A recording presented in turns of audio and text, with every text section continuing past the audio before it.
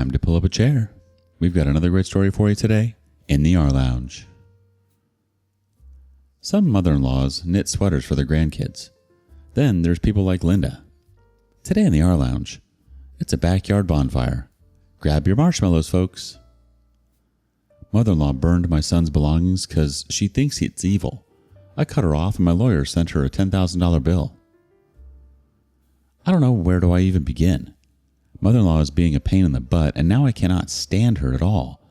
Sorry if I just ramble here. I have no clarity of thoughts, but I'll try to stick to the point as much as I can.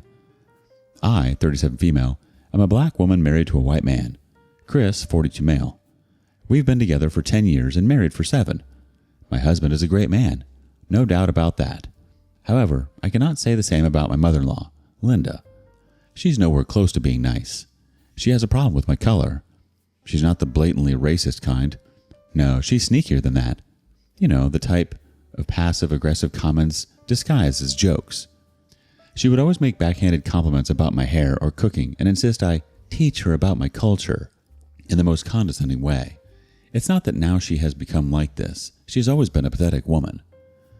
Ever since I started dating Chris, she looked down upon me. The first time he took me home, Linda was shocked that her son was in love with someone so black.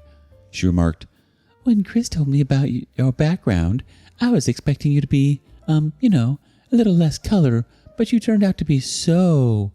Anyways, you look beautiful, don't you?" And then chuckled as if it was some kind of joke. I remember her exact words to this day. It was so humiliating. While we were sitting and talking, I noticed she was glued to my face.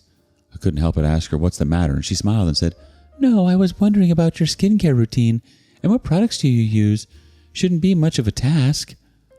Chris gave her a look and she said, "You look flawless. Your skin is so much shiny. God didn't bless us whites with such a shiny look. We look so pale, don't we?" And then laughed to cover her cruel words. It was so awkward. But Chris's dad saved my day. He was the most charming and compassionate person I ever met. Chris has inherited these qualities from him. He made me comfortable and said he was proud of his son's choice. He was an avid traveler and knew all the culture. Moreover, he respected me and treated me with a lot of dignity. Due to Linda, I was second-guessing my relationship all the time. When he proposed to me, the first question I asked was, "What about Linda?" He said he'll deal with her, and he did. He said he'll cut her off if it took us to have a happy marriage, and he did. Initially, she thought our relationship to be a passing affair, but when Chris announced our engagement, she got fussy. Although she couldn't outrightly object to it, she tried to manipulate Chris by saying we were culturally different, our next generation would be shallow, and their culture would be diluted. She went as far as setting him up with her friend's niece, even after knowing that we were engaged. Despite everything, Chris held on to his grounds, and we got married. Father-in-law immensely supported us. Linda was salty about the whole thing. She would pick fights with father-in-law for supporting us. Even during the wedding, she tried to outshine me and did everything possible to tear me down. Chris had my back. He shut her down whenever she opened her mouth. I loved Chris even more for it. He went low contact with her shortly after we got married because I refused to be her punching bag. Father-in-law used to show up sometimes for dinner. Linda waited for us to invite, which we never did. Neither we visited her. However, when we found out about pregnancy, things shifted. Linda reached out to Chris, begging to be part of our lives again. She said she wanted to start fresh and be there for her grandchild. Chris thought we should give her a chance. I was skeptical, but I decided to let her back in for the sake of peace. And honestly, at first, it seemed like I was wrong about her. During my pregnancy, she was surprisingly sweet. She sent me flowers, bought my favorite snacks, and even organized a beautiful baby shower for me. She would always express her happiness that I was carrying their family's heir. She did everything an ideal mother-in-law would do. I thought maybe, just maybe, she had turned a corner. But then my son, Leo, was born. He's my little angel. He also happens to have dark brown skin, maybe just a couple of shades lighter than me, and that changed everything to square one. The first time Linda saw him, her face dropped. She held him for less than a minute before passing him back to Chris and saying, "Well, at least he has your eyes." I should have known then. Over the next few months, Linda's behavior shifted. She stopped visiting us. I thought she would be an involved grandma, but her behavior reflected otherwise. Father-in-law became a regular visitor, taking Leo for a stroll and even babysitting him on some occasions. When Chris confronted her about her absence, she said she didn't want to disturb me and wanted to give me alone time with the baby. For the couple of times she visited, she'd spend it reminiscing about Chris's childhood, about how white he was as an infant, or making little digs at me and comments about how much Leo resembled me, how different our parenting style was from what she used to, and how she hoped I was teaching him about their side of the heritage. It wasn't until much later that I learned she had been saying some truly awful things about Leo behind my back. Apparently, she told the relatives that the baby doesn't even look like he belongs to the family, and she feels dirty after touching him. Another time, she told Chris's aunt that she was worried about how people would treat Leo because he looked too ethnic. Chris was furious when he found out. He confronted her, and she swore she'd never say anything like that again, but the damage was done. Fast forward to a year ago when father-in-law died. Linda was going through a tough phase. This time she came to me and apologized for her past behavior and said she had no one else to call a family, so I let her be a part of our lives. I said I won't take the decision for Chris. He can decide for himself, but as far as my son is concerned, she is not allowed in his life. For the initial few months, she showed up frequently. When she visited, I would take Leo to his room or take him out. Gradually, her visits reduced. She complained to Chris that it was humiliating for her to be sidelined from her grandson's life, so she better stay away from us. Chris sometimes visited her or took her out to lunch. I was okay until she didn't meddle in my life. It was smooth until last week. I was at work when I got a call from the babysitter that a woman who claimed to be Leo's grandma showed up out of nowhere. I immediately video called to see if it was her. I asked what brought her here. She said she wanted to spend time with her grandson. I let her be, but I felt very uneasy about the whole stuff. I constantly monitored her through the baby monitor and nothing seemed off. After a while, Leo fell asleep and I focused back on my work. About an hour later, I got a frantic call from the babysitter that Linda had gathered all of Leo's stuff and put it on fire. I couldn't believe what I heard. She said she took a nap in Leo's room after he fell asleep and suddenly woke up to a foul smell and smoke coming from the backyard. When she peeped out of the window, she saw Linda burning all of Leo's toys, video games, and even his clothes. She was horrified at the sight and suddenly closed the door and called me. She thought Linda was a threat to Leo. My heart dropped. I raced home, shaking with anger. I requested the babysitter not to leave Leo alone and stay there until I arrived. I immediately called Chris and told him about it. He was in disbelief. I asked him to immediately rush home as his office was closer than mine. Someone had even called the cops on seeing a spooky woman burning the child's stuff. When I pulled into the driveway, I saw smoke billowing from the backyard while Chris was talking to the cops. I ran past everyone and rushed straight to my baby's room to ensure he was fine. He was having his snacks and the babysitter kept him engaged, so he didn't ask for his toys. After ensuring he was fine, I came outside and pounced on Linda. I didn't even hesitate that the cops were there. Chris insisted we talk in private once the cops left, but I demanded an immediate explanation from Linda. She started sobbing hard. The cops warned her and left. I intervened, asking them to book her for property destruction, but Chris requested me to hear him out first. I pulled out my phone and started recording. I filmed the ashes in the fire pit, the smoke, and Linda's smug face as she tried to justify her actions. I knew I won't let it go so easily.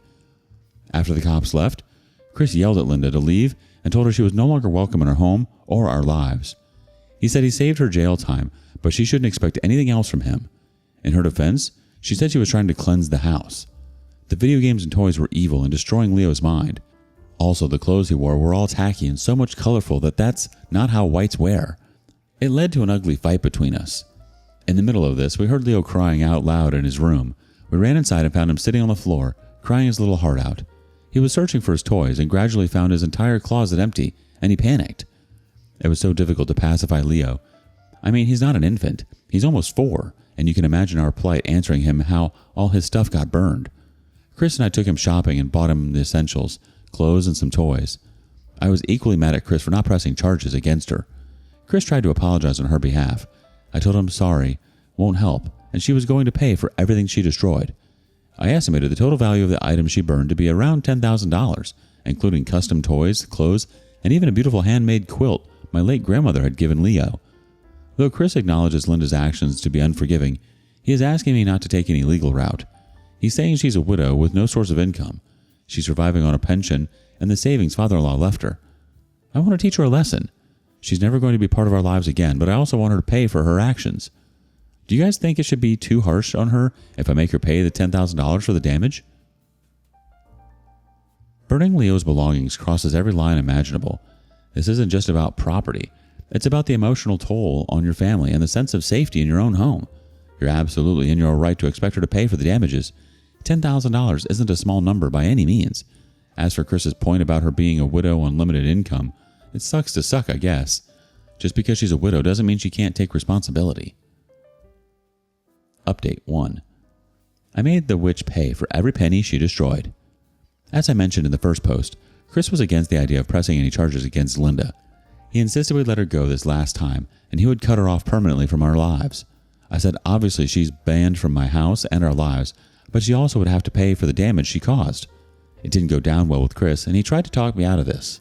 He offered to pay for the whole damage, and I didn't have to pay a penny towards buying any new stuff for the baby. I said it didn't matter who paid between the two of us. It's ultimately our money, and moreover, she needs to face the repercussions of her actions. It caused a friction between us. It went on for a week, and sometimes I thought to drop the idea and let it slide. However, when my son cried for his favorite clothes and toys which Linda had burned, I got furious. Finally, I contacted a lawyer the next week and had an official letter sent to Linda demanding $10,000 in damages. The letter made it clear that if she didn't pay, we would take her to court, and she could potentially face criminal charges for destruction of property. I had all the evidence to prove my case. I knew my case was strong. In case we moved to court, the cops could testify about my claim. When she got the notice, she freaked out. She called Chris, crying and begging him to make me drop the case. He told her it was out of his hands. Then she called me. She wasn't even sorry about her actions. No words of remorse at all. She was like, if your father-in-law was alive, he would have been traumatized that you're treating me this way. He loved and respected you so much. Is this how you pay for his kindness? I said I reciprocated his love when he was alive. You don't deserve any love or respect, and hung up before she gaslighted further. My lawyer gave her a month's time to pay the money. She involved Chris's uncle to talk me out of this. She tried to create a story that his gadget caught fire on its own and the battery blew up, and that's how everything came to ashes. When this lie didn't fly, she told everyone that Leo was addicted to video games, and that's why she burned it down to discipline him. Really, who the hell she is to discipline my child? Chris's uncle knew about Linda's evilness, yet for the sake of restoring the peace in the family, he requested me to drop the charges. I remained firm on my stand and didn't budge. As the deadline was approaching, she started asking everyone to lend her the money. Some of the relatives pitched in, but it was not even close to half. When Chris got to know about this, he felt bad that his mother was borrowing money from everyone to pay us. He was sulking in front of me. I told him that if he even thought about helping her financially, he'd be sleeping on the couch indefinitely. He backed off. Eventually, Linda had no choice but to sell a family heirloom to arrange the money. It was a valuable piece of jewelry that had been in her family for generations. When I found out, I didn't feel an ounce of guilt. After that, she has openly turned hostile.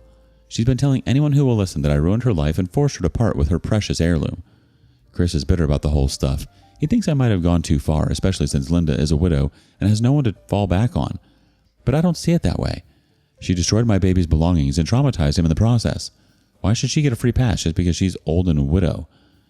I'll admit it has shaken my marriage, but I'm confident we'll be able to sail through this rough patch. I don't know if I did the right thing or not. At least I stood up for myself and my baby and didn't let that witch walk all over us. Her behavior isn't a mistake. It was cruel and deliberate. Standing up for yourself and your child is not only justified but necessary, especially when someone has repeatedly shown they have no respect for boundaries or accountability. You did the right thing, OP. Update 2. The last 1 year has been rough. I didn't realize it would lead us here. Let me begin from where I left off. For weeks after the matter was closed, Chris was distant from me. He was clearly not happy with how things turned out to be, but eventually came around. We had long conversations where I told him exactly how I felt, that I wasn't going to be disrespected or gaslit by his mother ever again. He admitted he was conflicted. On one hand, he agreed with me that Linda's behavior was indefensible, but on the other hand, she was still his mother and was left alone after his dad's death. I told him point blank, if you feel so bad about her, go see her, but she's banned from this house, and Leo is off limits. I mean it. He promised he wouldn't let her anywhere near Leo, and for a while, I believed him. 2 months after Linda paid up, I found out Chris had been secretly meeting with her. He didn't tell me directly. I figured it out because he started leaving the house early on Saturday mornings, saying he was going for a drive or running errands. Chris is not a morning person, so the sudden change in routine made my spidey sense tingle. I let it slide the first couple of times, but one Saturday, curiosity got the better of me. After he left, I packed Leo up and followed him. Dang, he went straight to Linda's apartment. I didn't confront him right away. Instead, I waited for him to come home and asked, "So, how was your drive?" He looked me dead in the eye and said, "Good, relaxing." Relaxing. That liar. I didn't lose my cool immediately. I told him I knew he'd been meeting Linda, and he went pale.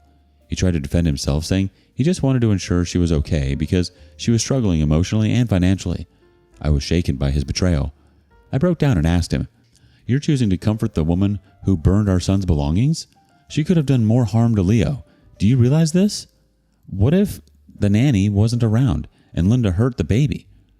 He tried to defend himself, but I wasn't buying it. I told him if he wanted to keep seeing Linda, that was his choice, but he'd better not bring that energy back into my house. It got ugly between us, to say the least. By the end of it, Chris agreed to stop seeing her for the sake of our marriage, but the damage was done. I couldn't shake the feeling that he was prioritizing her over us. About a week later, Linda sent a letter addressed to Leo. She must have known I wouldn't let her anywhere near him, so this was her new tactic. The letter was dripping with passive aggressiveness disguised as affection. She wrote things like, "Grandma misses you so much, but unfortunately Mommy doesn't want us to see each other.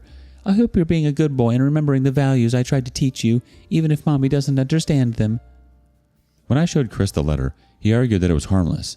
He said, "She's just trying to maintain a connection." I ripped up the letter in front of him and threw it in the trash without letting Leo know about it. I told Chris if Linda sent another letter, I'd get a restraining order. As if the letter wasn't enough, Linda decided to escalate things before involving other members of Chris's family. Chris's uncle called me again. He's a nice man, like my father-in-law. That's why I respond to him. But the moment he said he wanted to talk about Linda, I groaned internally. What about her? He said, "Linda's been missing Leo and has been heartbroken about being cut off. I know she's made mistakes, but don't you think it's time to move on, for the sake of the family?" I couldn't believe what I was hearing. I said, with all due respect, this has nothing to do with the family. This is about Linda's inability to take accountability for her actions. She's burned my child's belongings. She traumatized him. Do you honestly think I'm going to just forget that because she's heartbroken? He tried to argue that Linda had suffered enough and that cutting her off was only making things worse. I ended the call before I said something I'd regret. At this point, my relationship with Chris was strained. We weren't outright fighting, but there was an undeniable tension between us. I knew we couldn't keep going like this, so I suggested couples therapy. He was reluctant at first, saying, "Why do we need therapy? We're fine." I bluntly told him we're not fine. We can barely talk about his mother without arguing. This is about more than just Linda. It's about how we handle conflict as a team. If we don't address it now, it's only going to get worse. He finally agreed and we started seeing a therapist. It was one of the best decisions we've ever made. In therapy, Chris admitted he felt torn between me and Linda. He said he understood why I was angry but struggled to completely sever ties with his mother now that she was alone. The therapist helped us work through our feelings and set boundaries. Chris agreed to stop all contact with Linda unless she showed genuine remorse and took responsibility for her actions. I agreed to be open to the possibility of reconciliation in the distant future, but only if Linda made a sincere effort to repair the damage she caused. It's been 3 months since the therapy sessions started, and things are finally starting to improve. Chris hasn't seen or spoken to Linda in months, and our relationship is stronger because of it. As for Linda, she hasn't reached out to us since her letter to Leo. I heard through the relatives that she's still bitter about selling her heirloom and blames me for her financial struggles. Honestly, I couldn't care less. My son is thriving. He doesn't ask about the burnt items anymore. I'm not naive. I know Linda will probably try to worm her way back into our lives at some point, but for now, I'm enjoying the peace and focusing on my family. It's clear Linda's bitter, but that's her burden to carry, not yours. You gave her opportunities to make amends, and she chose otherwise. For now, enjoy the calm you've fought so hard to achieve. You've proven that you're not someone that's just going to allow themselves to be walked all over. Has your mother-in-law gone to any extremes? Share your stories with us in the comments below. And thank you for joining us today in the rLounge. Be sure to like and subscribe and hit that notification bell so you don't miss out on our next video. Until next time.